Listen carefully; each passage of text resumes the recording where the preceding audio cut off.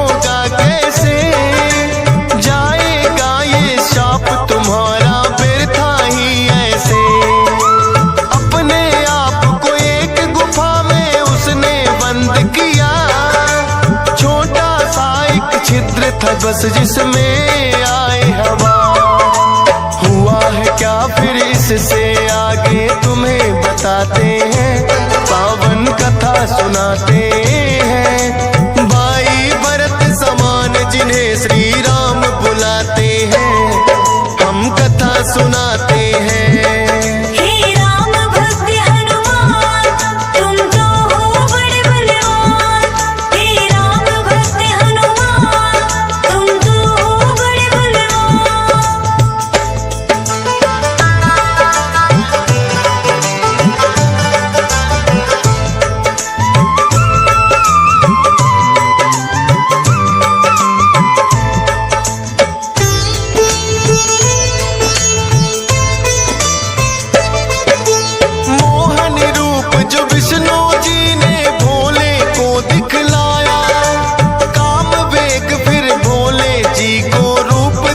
चढ़ आया काम वेग, अब भोले जी से रोका ना जाए। ब्रह्मा जी ने फिर बतलाया उनको एक उपाय, गुफा अंजना बैठी जिसको गौतम ऋषि का साथ, कान में उसके डालो बिंदु जाकर भोले आप। काम वेग ये आपका तो यूं व्यर्थ न जाए, का साप भी भोले सच हो जाएगा। गुफा द्वार पर जाकर भोले अलख जगाते हैं, पावन कथा सुनाते हैं। भाई भरत समान जिन्हें श्री राम बुलाते हैं, हम कथा सुनाते हैं।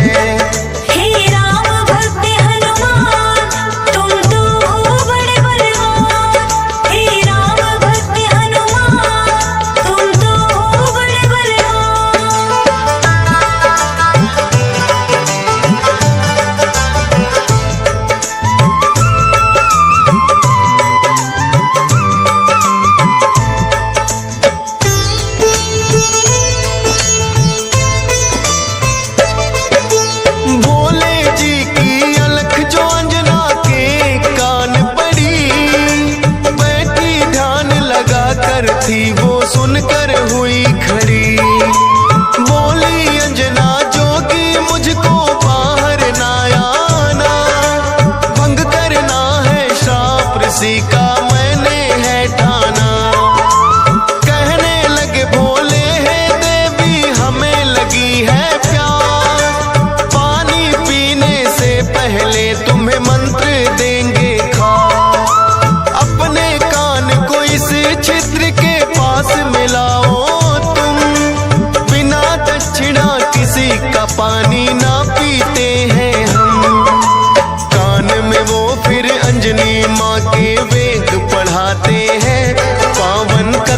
सुनाते हैं। भाई भरत समान जिन्हें श्री राम बुलाते हैं, हम कथा सुनाते हैं। हे राम भक्त हनुमान, तुम तो हो बड़े बलवान। हे राम भक्त हनुमान, तुम तो हो बड़े बलवान।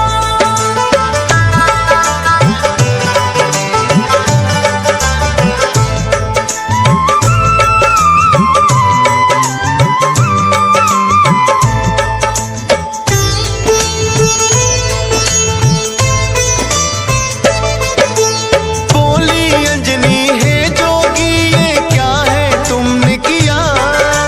सच ही हो गया शाप आज जो ऋषि गौतम ने दिया। कहने लगे कि हे अंजनी इसको ना समझो सा, ऐसे वैसे ना जोगी हम खुद हैं भोले ना। होगा जो ये बालक वो बड़ा वीर कहाएगा, कौमार भी भंग तुम्हारा ना हो पाएगा। राम भक्त इसे लोग कहेंगे और नाम हनुमान, मत समझो ये श्राप है तुमको, ये तो है वरदान। भोलेनाथ तो फिर कैलाश पे लौट ही जाते हैं, पावन कथा सुनाते हैं। भाई भरत समान जिन्हें श्री राम बुलाते हैं, हम कथा सुनाते हैं। हे राम भक्त हनुमान, तुम तो हो बड़े बलवान। हे राम भक्त हनुमान, तुम तो हो बड़े बलवान।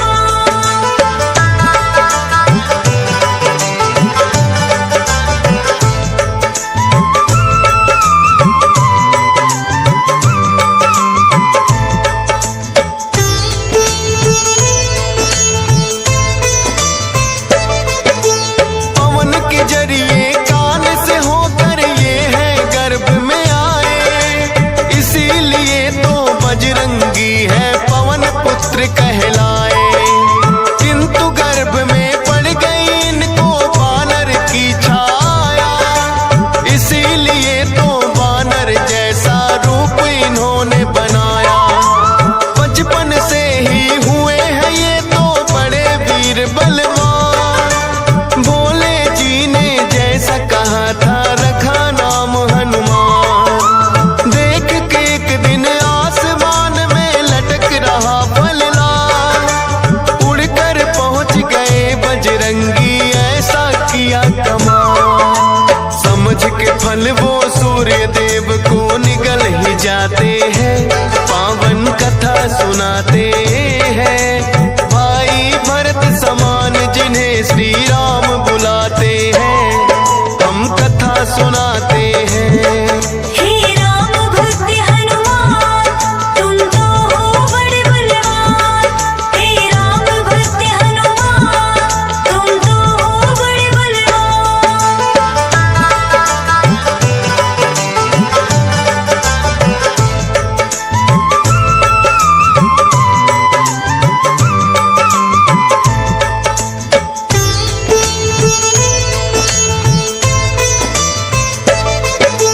सूर्य देव को जो निकला तो हुआ घोर अंधकार, सारी ही सृष्टि में मच गई फिर तो हाहाकार। सारे देवी देवता भी तो होने लगे व्याकुल, हनुमत निगल गए सूरज को समझ के मीठा फल। हो एकत्रित वो हनुमान के पास में फिर आए, बाहर निकालो सूर्य देव को रहे हैं समझाए।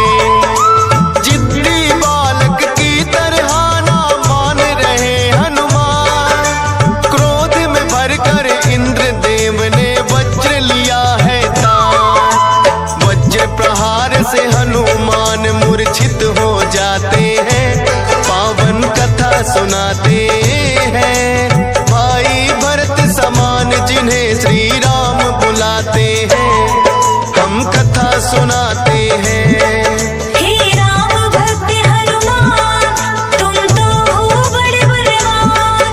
हे राम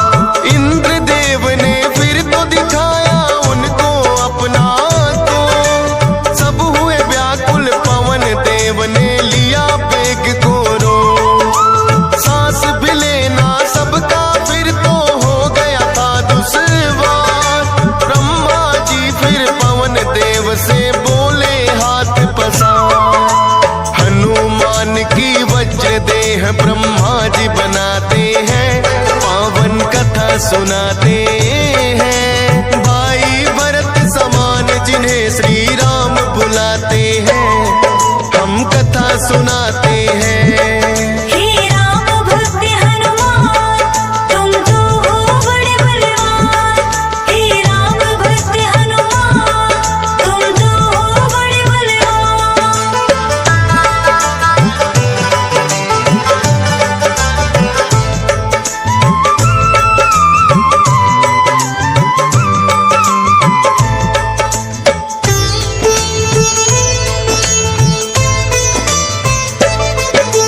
पवन देव ने ब्रह्मा जी की विनती ली है मां, वज्र देह का ब्रह्मा जी ने दिया उन्हें वरदान। सूर्य देव हनुमान के मुख से फिर आए हैं बाहर, हुआ उजाला सब देवों ने बोली जय जयकार। खेलते खेलते फिर वो एक जंगल में आते हैं, ऋषि मूक के पुत्र देख उनको डर जाते हैं। उछल कूद फिर उन्हें देख कर करने लगे हनुमान, ऋषि मूक से करी शिकायत फिर बच्चों ने ऋषि मूक के साप से वो बल अपना भुलाते हैं, पावन कथा सुनाते हैं। भाई भरत समान जिन्हें श्री राम बुलाते हैं, हम कथा सुनाते हैं। हे राम भक्त हनुमान तुम तो हो बड़े बलवान। हे राम भक्त हनुमान तुम तो हो बड़े बलवान।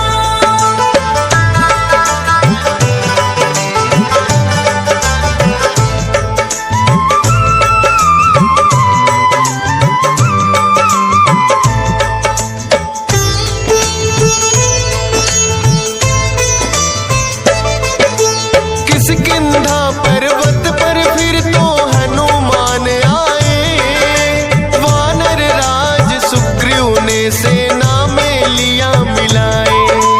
राजा दशरथ के घर जन्मे पुरुषोत्तम श्री राम, खुशी मनाए नगरी सारी हो रही मंगल गान। भोले बाल रूपी दर्शन राम के चाहते हैं, इसीलिए हनुमान को अपने पास बुलाते हैं। बोले तुम वानर बन जाओ और मैं बनूं मदारी, बाल रूपी राम छवि दोनों देखेंगे प्यारी। बन के मदारी अयोध्या में वो खेल दिखाते हैं, पावन कथा सुनाते हैं। भाई भरत समान जिन्हें श्री राम बुलाते हैं, हम कथा सुनाते हैं।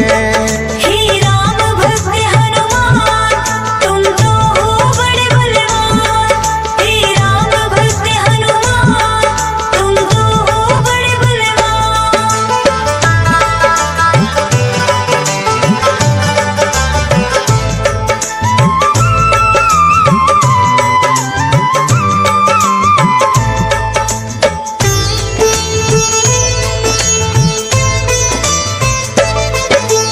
चर्चा छिड़ी अयोध्या में एक आया अजब मदारी, वानर का वो खेल दिखाए देखे नगरी सारी।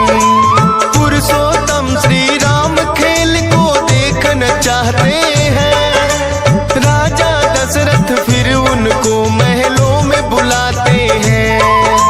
भोले ने फिर बजरंगी संग ऐसा खेल दिखाया, बोले राम ये बानर तो है मेरे मन को भाया। ये बानर तो मैं रखूंगा बोले हैं श्री राम, लेकिन खेल दिखाकर भोले कर गए हैं प्रस्थान। माने ना श्री राम तो लेकिन रूठ ही जाते हैं, पावन कथा सुनाते हैं। भाई भरत समान जिन्हें श्री राम बुलाते हैं, हम कथा सुनाते हैं। हे राम भक्त हनुमान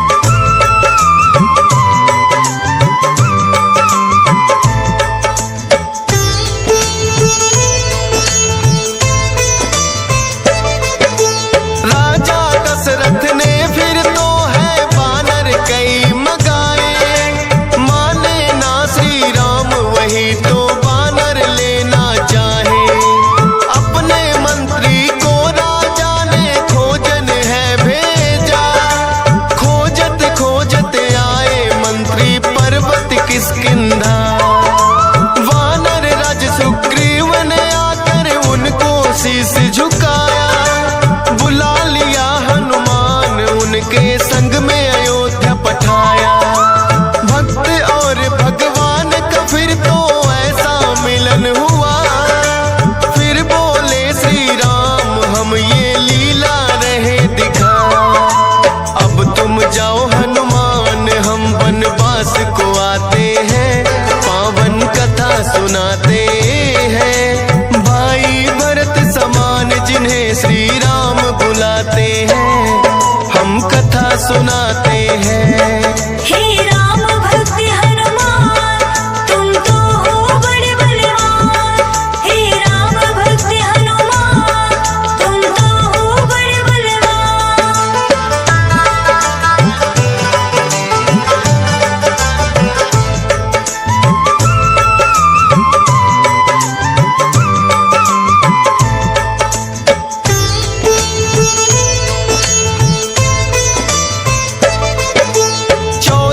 वर्ष को श्री राम जब आए हैं वनवास, बलिवध करके सुग्रीव से फिर किए मित्रता खा। सीता माँ की खोज में निकली सब वानर सेना, लंका जाने के लिए है हनुमान को चुना।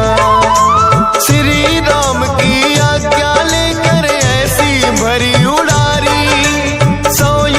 का सागर लांघा और लंकिनी मारी। सीता माता को जाकर के किया है फिर पैड़ा, बाग उजाड़ा और अक्षय का कर दिया काम तमाम। सोने की लंका को जला के राख बनाते हैं, पावन कथा सुनाते हैं। भाई भरत समान जिन्हें श्री राम बुलाते हैं, हम कथा सुनाते हैं। हे राम भक्त हनुमान तुम तो हो बड़े बलवान। हे राम भक्त हनुमान तुम तो हो बड़े बलवान।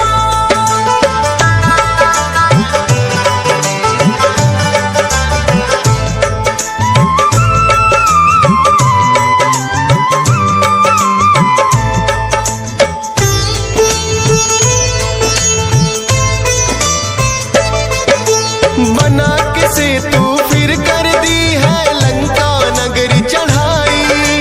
डटे रहे श्री राम के संग में जब भी मुसीबत आई।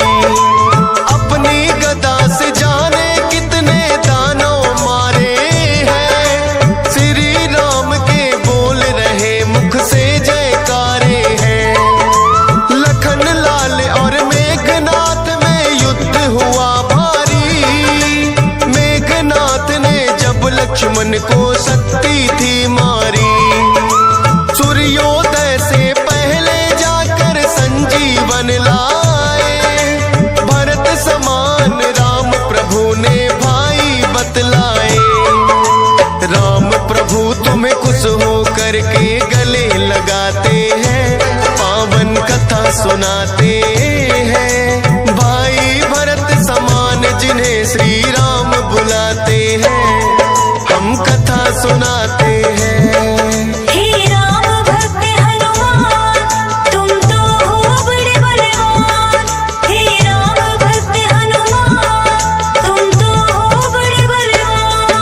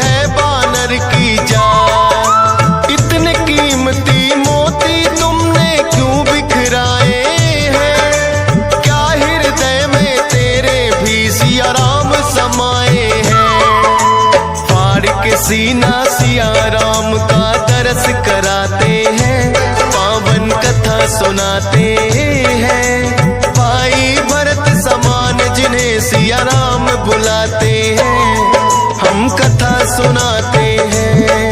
हे राम भक्त हनुमान, तुम तो हो बड़े बलवान। हे राम भक्त हनुमान, तुम तो हो बड़े बलवान।